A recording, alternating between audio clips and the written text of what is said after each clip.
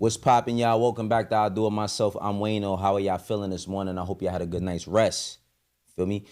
You know what we got to do right now, though. Hit them subs, hit them likes, run up that hype. Today we are talking about Max B. It's a little bit over a week now that he has been home. And I had my do's and don'ts for Max. You know what I'm saying? He ain't listen to all my don'ts, but that's cool. It was just suggestions. It was no demands or commands. You feel me? But Max is home now. You know what I mean? And he's talking. He's moving around. He's promoting his merch. This is Max Biggervale.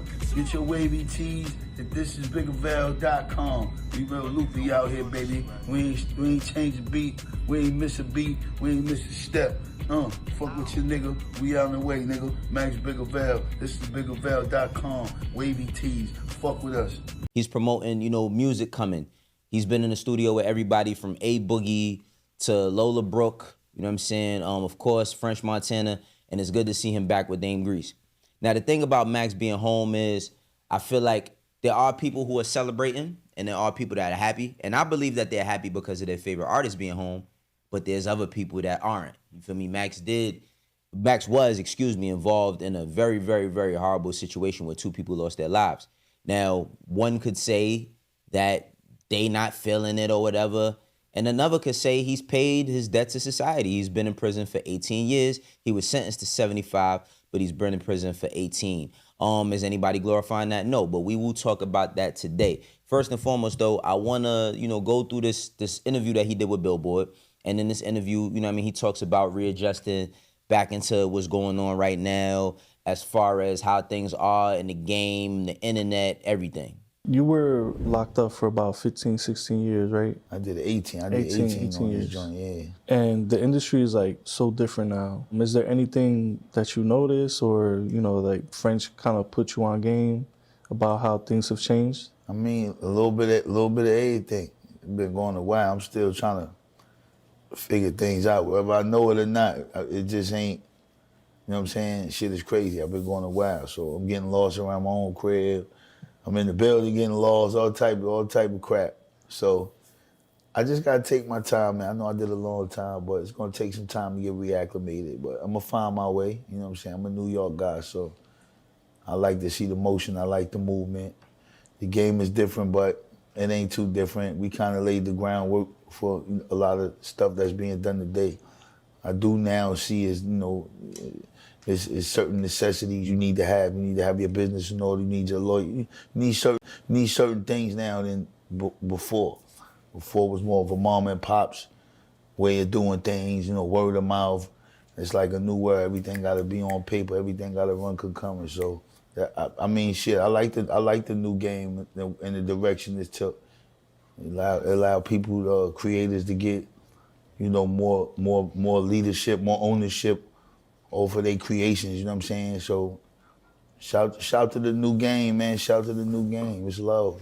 Yeah, I was gonna bring that up, man. Like, I don't know, I think the internet has made it easier for independent artists to be able to do their thing. Cause I remember like on a bunch of those interviews you used to do, like the come up DVDs, like you were talking about you wanted to put your merch on like a website and stuff like that. You were pressing your own mixtapes, right? Like you was going in the studio, making your own shit. So now instead of pressing a bunch of CDs, you just upload the shit and put it on streamers, you know what I'm saying? Yeah, it's definitely a new world. That's another beautiful thing about this new world. You can order something and it come right to your doorstep. Yeah, and you can talk directly to the fans, I think it's easier than before. You definitely can tap into your followers more. Look, it's a lot of benefits to the game right now, you know what I'm saying? It's a lot of benefits. Like you said, everybody got a platform, Instagram is out there, there's TikTok, YouTube. It's a lot of ways for people to get their stuff out there. It's a bigger purse, but it's more bigger access for everybody. Back in his time, during the DVD era, Max B was going through the public feud with Jim Jones, you feel me? We all know the Touched It in Miami, all of that, and he was signed to Jim Jones, so he could not release nothing. Now, the reason why people may say, well, how couldn't he release anything? Max was most likely signed to a production deal. We talked about, distribution deals and all of that, and all these types of different deals on another episode, that episode that I released, the other day. But currently, at that time, he was signed to a production deal. And in order to put music out when you sign to a production deal, it takes a signature from not only know what I mean, not only the label, but the person that you signed to in order to put out your product. Now, with that being said, he's in control of all of the things that he's doing currently, right? And you know, Max took the opportunity to maximize, no pun intended, what was going on at the time. During the DVD era, you know, if you couldn't get on a 106 in Park, you know what I'm saying? If you couldn't get on Yo MTV Rap, well, that wasn't what Yo MTV Raps, but TRL back at that time. It was, you know, a few different things, Rap City. If you couldn't get on those, you needed other avenues to be seen. And while we complain today about, you know, all of these different platforms that exist, that's the same shit that was going on back then. You had Sub-Zero DVD, you had the Come Up, you know what I'm saying? You had World Star, you had Smack DVD, you had all these different spaces. Now, the thing with Max is, you know, it was a point in time where you could not get away. It was almost impossible to get away from any type of content that he was doing. If he, listen, week by week, we was waiting on Max to give us a play-by-play on what was going on with his situation or just to hear him pop shit, right? Along with releasing tapes like $1 Million Baby, which is one of my favorites, you know what I'm saying? The joint hosted by Lazy K. But with that being said, Max didn't let himself be caught up. Now, before we go to the next stuff, I want to give y'all some access, you know what I mean? Because you got to take opportunity and you got to take, you know what I mean, your access very serious. And take this access code that I'm about to bless y'all with for JordanCraig.com. Yo, this video is brought to you by Jordan Craig Denim. Jordan Craig Denim is a brand, a family-owned brand, working in streetwear business over 30 years by the way of Queens, New York. On top of that, they got everything from premium denim. They got good sweatsuits, good jackets, all types of garments and all types of accessories for any and everything you need. A lot of people have wanted. Everybody from Allen Iverson, Moneybagg Yo, Shiloh Sanders, Paul Pierce, Vin Diesel. They got something for everybody. You know it's full time. You gotta get right. Go get you one of these sweatsuits. This sweatsuit I got on in particular is extremely comfortable. I can move around in it. It's comfy. I feel like I could wear this to go outside. I could wear this to the gym. I could wear this to go get my groceries, pick up my kids from school, whatever it is I need to be doing. Good airport fit. Jordan Craig got it. So if you like this sweatsuit or any of the stuff that you've seen, make sure that you hit JordanCraig.com and use my code. Like I said, you support me, you support this channel, support Jordan Craig. So like I was saying earlier, you know what I mean? Everybody doesn't agree or view it from the same scope as the people who are celebrating. You have people who have contrary to, you know, the or contrast to what is going on with Max B. That person in particular is Choke No Joke. You know what I mean? He was on B-High, you know what I mean, on his show, and he has some stuff to say regarding Max B's situation. Hey, this is how I feel about it, right? Yeah. You know, on one hand, I'm happy for the man that, you know, that came home to be with his family. Yeah. You know, because he got kids. He got, I think, a son and a daughter. Yeah. You know, I'm sure he may still have his mother, father, might also have some siblings. You know what I'm saying? So for that aspect of it, you know, I'm happy for him. On the flip side of it is a nigga lost his life. Yeah. You know, rest in peace, David Taylor. You know, he lost his life because Max B was being a bum ass nigga. You know what I'm saying? His girl, the girl Gina, she was a stripper or something that, you know, worked at Sin City, I believe. And she hanging out with some dudes. They got the bag, or at least they look like they got the bag, because they at the strip club, they throwing money, you know what I'm saying? So she tell Max B, yo, these niggas, they got the money, they up, yo, they got the, and he decides he want to put a plan together to rob these dudes, right? So we all know the smart nigga in the crew is going to use the less intelligent niggas to do the actions while they sit back and reap the benefits of it, right?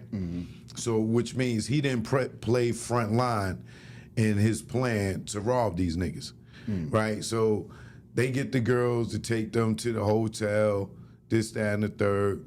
He sent his brother. Now, the thing about what Choke said in that situation, Max ain't, you know, I don't think anybody's looking at him like a freedom fighter. Now, let's keep in mind, the culture, hip-hop culture, street culture has always celebrated all types of negativity. Not saying that it's cool or to excuse it, but keep in mind that the dudes that you are referring to, you know what I'm saying, the dudes that you are referring to, that those guys, you know what I mean, were in the street. Now, the thing about the streets is there are no rules. It's all fair game. Now, people, especially family members of the people who lost their lives, could and would argue that they don't give a damn about a Max B being home because he's a part of the reason why their family member or their loved one is no longer here. Respectfully, you gotta respect that, right? But keep in mind that, like, if you fight this fight, you have to fight that against basically every single thing that exists within the scope of what it is that you're saying. Now, Mace and Kim, you know what I'm saying, on Talk with Flea, did get an opportunity to talk with Max B, and I love this, yo. The reason why I love this shit is because we got 3 of potentially the top 5 best to ever come out of Harlem. Easily top 10, you know what I mean? Easily top 10, but the top 5 best to ever come out of Harlem and plant the flag in the ground. Of course, Mace with Harlem World, you know what I mean? Putting that shit on the map. But you got Kim and you got Max. And the thing about Kim and Max is they from the same block, the same building, you know what I mean? 40th and Lenox, 40 Wolves and all of that. They get a chance to have an opportunity to talk. And Kim is asking Mace, well, Kim is asking Max, excuse me, Max. Kim is asking Max, you know what I'm saying, how it felt for him to be locked up and being one of the hottest in the streets going into prison. Because at the end of the day, what you saying is right, because when you first get convicted, you getting convicted to 75 joints, so you like, it ain't gonna be tomorrow. You mad. Yeah. You ain't trying to rap. Right. Like, yeah. what the fuck is there to rap about? Like, you really want to be left alone. Right. But now you can't even be left alone, so you got to bunk up, shit like that. So imagine going through that process for, what, I just did 17 years, 10 months, damn near 18 years on it. Right. Come on, my nigga, that shit is brutal. It can be brutal. You need something to, you know what I'm saying, you need some type of spiritual stability. You need to be able to find some shit. Right. And you know, that right there, that shit was my find. Right. And it just so happened, like, I don't care where it's at. I can do it wherever. I don't need no tracks or nothing. And that shit is an automatic find for me. It's an automatic piece. Right. So that's why, you know what I'm saying, it's a connection there. I guess that's why people be kind of connected to it, because they could feel that I feel like what I'm going through. You know what I'm saying? So, you know how this shit, man. There's some deep shit out here, but I'm glad me and y'all finally getting the chance to sit down and really have a discussion like men, because we really grew the fuck up together. Yeah. He also, you know what I mean, talked about hearing that there was a possibility of him coming home. Let's watch that. Yo, it's a possibility you could come home from off of 75. You like, word? What's that energy like when that's a possibility? You gotta stay grounded. You can't get too excited. You don't want to get excited, right? You don't want to get excited. Right. You don't want to start telling everybody. You know, I'm a Gemini. I brag like a motherfucker. Yo, I'm out. Yeah.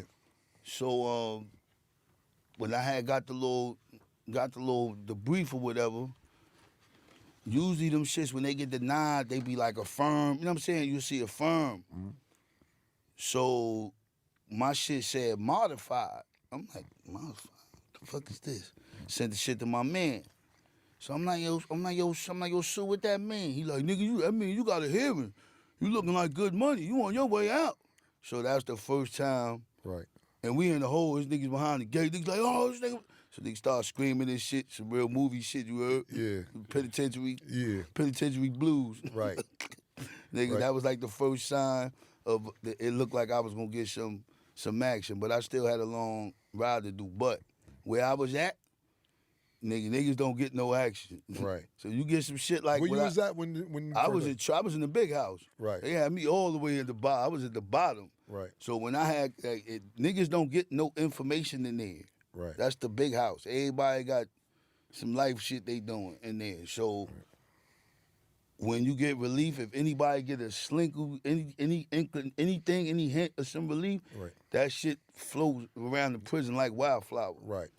Max was, I ain't gonna front, Max was lucky to have gotten this overturned. Well, not necessarily overturned, but, you know, gotten this reversed and him giving back all them years. Sounds like he had a good lawyer.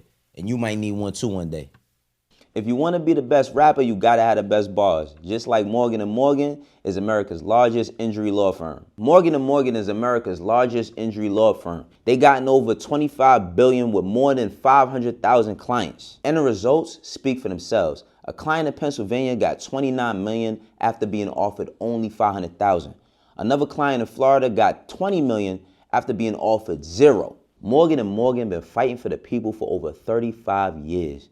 It's like hiring a legal army that's always going to ride for you. If you get injured by somebody else's negligence, then you deserve to be paid. Not all law firms is created equal.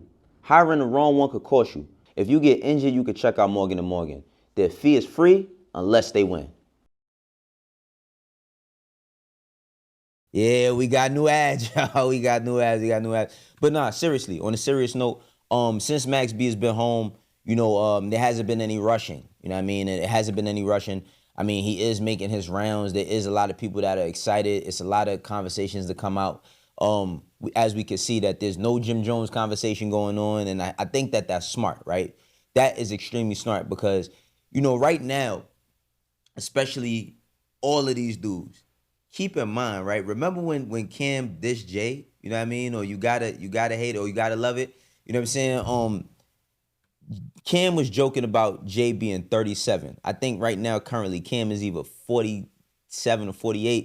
You know what I mean? They all getting up there. Mace is about 50. Cam is, I think, 48. Max is 47. You know what I mean? So we starting to see the new version of older people. See, we en route for some shit we've never seen before, especially from them. But I want to know, right? Like, do y'all think that Max B, what he's doing currently, is he going to hit the ground running? I mean, everybody's excited. Everybody's in love because this is just this new feeling. I think that what people negate mostly about Max B is his influence, right? His influence. It's not just about, you know what I mean, just the music. Because I said it before, I say it again. It's not like Max B was giving you like 40 bars of hell. Like he was going up to the radio and just rapping for 6 straight minutes, giving you all types of metaphors and all types of stuff. It wasn't that. It was about the vibe. You know what I mean? That vibe music. And French, kind of picked up off of that and ran with that when Max went to prison. But how does that fare with Max now coming home? I think currently, when you can target your audience, and we talked about this, like I said on that the episode we talking about, the Roc Nation distribution situation. I think that right now is the best time for an artist like Max B. He could come back and change shit for a lot of people. Look at what the Clips just did. Now, keep in mind, totally different worlds, but the Clips put on a master class on how you supposed to deliver at a certain age. Keep that in mind. At a certain age. The Clips is up there too. You know what I mean? Late 40s. I believe Malice might be 50 or over 50, but I believe he's 50 at minimum, right? But they put on a master class as to the shit that you're supposed to be doing, how you're supposed to operate, and how you're supposed to move around as far as promoting and pushing a product nonstop. I mean, don't get me wrong. It's only been a couple of months since Let God Sort Them Out came out, but it feels like we've been watching them for a year because they haven't left us, right? They haven't taken the product that they put out of our faces. Now with Max B, I said it before, I say it again. I feel like he needs to drop a project a quarter going into next year. Put out one single on this side of the year, you know what I'm saying? But going to January through March, one project that lives there. Next, come with another project. Hold shit down for the spring into the summer. Then hit us in the, you know what I mean, in the fall and in the winter. Now, like I said, there are people who don't like Max B. I've seen all types of reviews from people who say, like, what's the hype about him? I don't understand, like, why. And that's the thing I can't understand. Why is it such a problem for him to be doing his own thing? He put that work in. He spent a lot of time behind bars. He paid a serious debt to society. And it looks like he's going to be, you know what I mean, doing this thing for the foreseeable future. How do y'all feel about that, though? Do y'all think that Max B is going to be a force? Or y'all think it's just something right now for the moment? You know what I mean? Y'all let me know in the comment section. This is I Do It Myself. For the ones that rock with me, you know how we doing. For the ones that don't, eventually you will. I will catch y'all on the next one. Peace.